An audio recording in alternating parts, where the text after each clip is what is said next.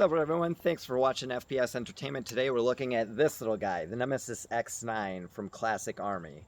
A little machine gun, and we're just going to start at the tip and work our way to the butt and then do a little shooting for you so you can see the range, the accuracy, and also the rate of fire for this thing.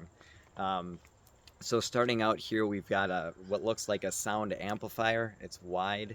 This is a pretty loud little gun. I mean, most AEGs are, right? And then we've got some M-lock rail. It's not very big. I mean, honestly, enough to put your hand on, and if you slip off for some reason, you might accidentally shoot yourself. So, you know, maybe a little hand grip down here or something like that you could put on there. You've got the M-lock. You've got 2 slots at 3, 6, and 9 o'clock. You've got a Type bore barrel in there with a really nice hop up. It's not a very long barrel, but this does get you 350 FPS with 0.2 gram BBs. The hop up, you can hop some pretty heavy stuff. 0.4s I've put in there, and it'll hop them just fine, but be mindful that with a lower FPS gun like this, 350, meant for CQB, those 0.4s are going to be moving real slow. So yes, they can go far, but if somebody sees them coming, they could probably sidestep them, and that's just an issue you're going to have. But that Type bore barrel is 6.03. So it's not the tightest, but man, do they shoot straight. And coming back from there, this upper receiver and lower receiver is all aluminum. We've got the dust cover, and it is functioning. So it does pop back here, and you've got that cover, the mock bolt that reveals the hop up. And so the adjustment on this is fantastic. It's got little notches there so you can pull it down. It's numbered as well so that you can see what number you're at, just for a frame of reference, which is really nice because a lot of them don't have that, and then you're like, well, where was I before? So, you know, you've got a certain weight BB, and you just know, well, that one needs to be a 5. That one needs to be a 6. So that's a really nice little touch, and it also tells you which direction the hop needs to go. So down or clockwise is going to be more hop. So that's going to put that backspin on the BB and lift it up for you, so you get a straighter shot, or down if it's too light and it's spinning out of control. And then the bolt release, which would release the bolt in a regular rifle like this. Just press it down, and you can see it slides right back. That dust cover just pops right back on. We've got the magazine release here, so it's kind of a lever action that kind of pops out. You can see it pop out, drops the magazine. And then speaking of the magazine, as far as I know, unless they've changed something in the last 2 years that I've had this gun, they don't make a high capacity magazine, so it's a mid cap.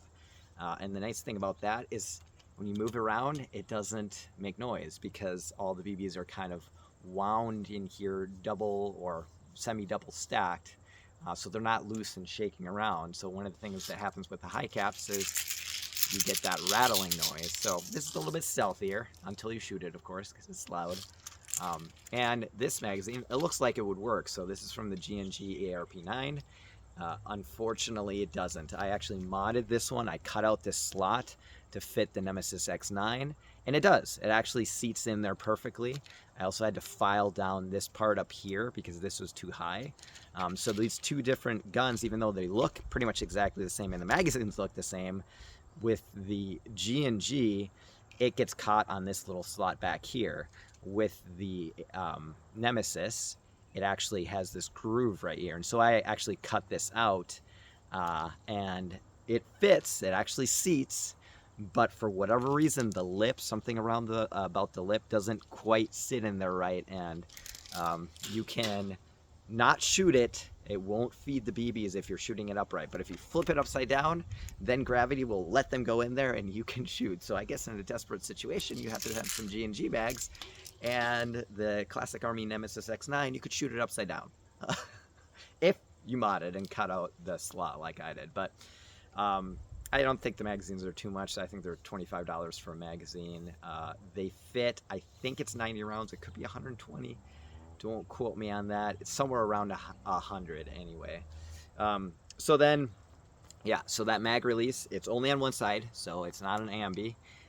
I don't know that that's a huge deal. If you're left-handed, you've probably been doing things backwards your whole life or figuring things around, because you're what, like 2% of the population? So sorry, this is not ambi. Won't work as well for you as something that would.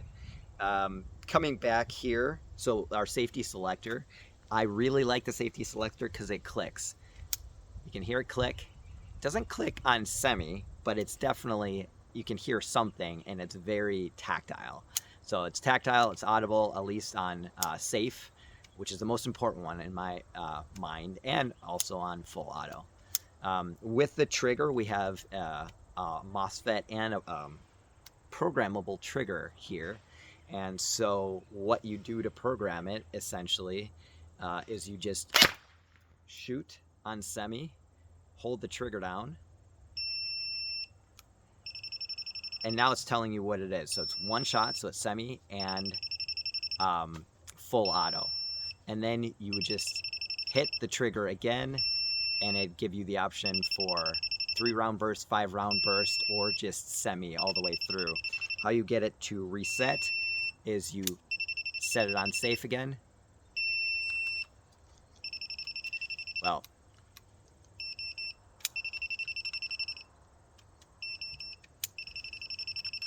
I might have to pull the battery out on this thing. So you're supposed to be able to. Oh, okay, so now it's. Now let's flip it to. Oh, you flip it to auto. I'm learning things too. There we go. So that's essentially how it works. So you click it, you hold it until it starts beeping, and then you push the trigger again, and it cycles through those different options. So we've got the safety selector, we've got the trigger. The trigger is incredibly fast. You cannot outrun it, not on semi anyway. And this thing shoots super fast. So we talked about the sights, the charging handle. Here is actually, this is an ambi charging handle. So you can see when I push on one side, both sides kind of activate. It does like a little fluttering of a wing. And you got the same here. So that allows you to open it from this side, open it from this side, whatever you want. Kind of nice. I actually really like that, and I wish more ARs, actual ARs, came standard that way. They don't. We've got a mock forward assist, which on a real gun, what this allows you to do is if the bolt doesn't fully close, you slam that and it sends the bolt home. Unlike AKs, which have the external charging handle out on the side, so that allows you to push forward as well. ARs do not have that, so if you can't send the bolt home, you would have no way to send it home if you didn't have the little charger here. You know, it's kind of a cool feature that it's on there. It just makes it look more legitimate. Then coming back to the buttstock, the buttstock is collapsible, so you can have it in here really short. Let's say you're carrying on a sling or something like that, or you just want to be even more mobile. For me, the reason I like that is because I have little kids and I like to teach them how to shoot. So when they're little, obviously they don't have much length of the arm to be able to reach the trigger, and this allows them to kind of shoot. So it's kind of nice. So this gun is not light, so it's not that, they can't really hold it that well, but at least they can reach the trigger, right? Anyway, so let's do a little bit of shooting, and so you can see how fast this thing shoots and how far it shoots. So in the distance, you can see the first target is about 30 meters away, or I should say 30 yards away. And there is one that's a little bit farther away here. See if we can get it in there. And that one, all the way in the back past the playground, is actually at 50 meters. So, see how it goes here.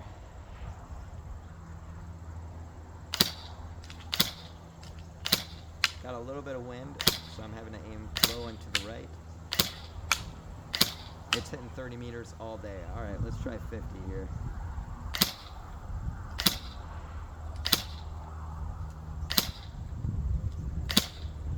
Oh my God.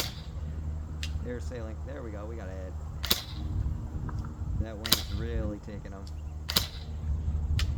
There, got another hit.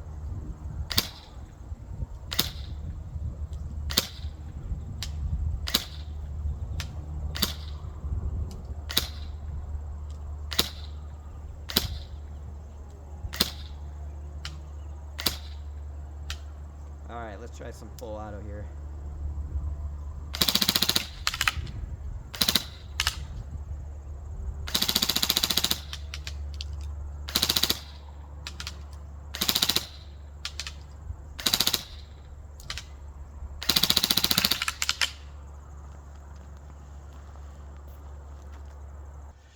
So you can see this thing shoots fast, it shoots far, 50 meters. By the way, that target size is a 2/3 IPSC, so it's less than 12 inches across and it's less than 20 inches tall, and that includes the head. So if you drop it down to just the torso size, it's about, I would say, 16 inches from here to here. So that is much smaller than an average human torso.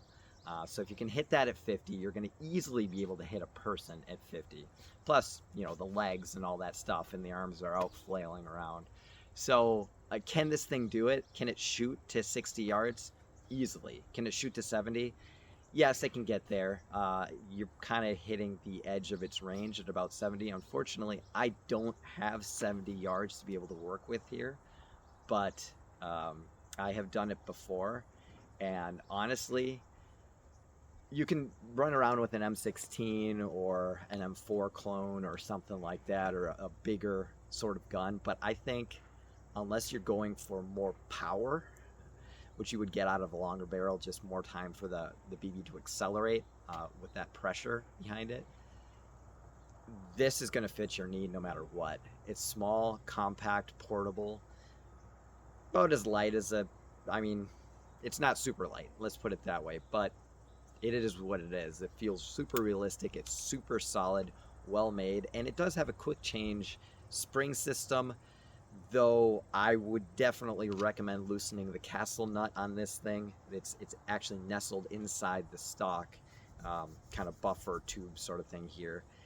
Knock that loose, pull it out, and then change it. Even though they say that you can remove it, I've tried, it's a huge pain in the butt. And one thing I actually forgot is we can show you the battery compartment. It's actually pretty generous. I fit a nunchuck battery in there, a 9.6, which, by the way, this thing can use LiPo. I would recommend an 11 volt LiPo, because that's actually going to increase your shooting rate as well. It'll shoot faster. I don't think it'll get you more power, but it'll shoot it faster, and this is a fast little motor in this thing, so you can just take it out. It's got a very generous compartment. It just slides back on. I don't know if I can disconnect it with one hand, and then you've got the little cover here. It just goes right back in here. For whatever reason, my particular one tends to have some sort of short, or it just chews up power if I leave the battery in there. So while you're playing, it's not going to be noticeable, but if you leave it in there like all night or something like that, it will drain the battery and it will be dead when you come back for it. So just be mindful of that. I guess I didn't really talk about the buttstock, but the buttstock is just standardized, just metal. You know, there's no recoil, who cares?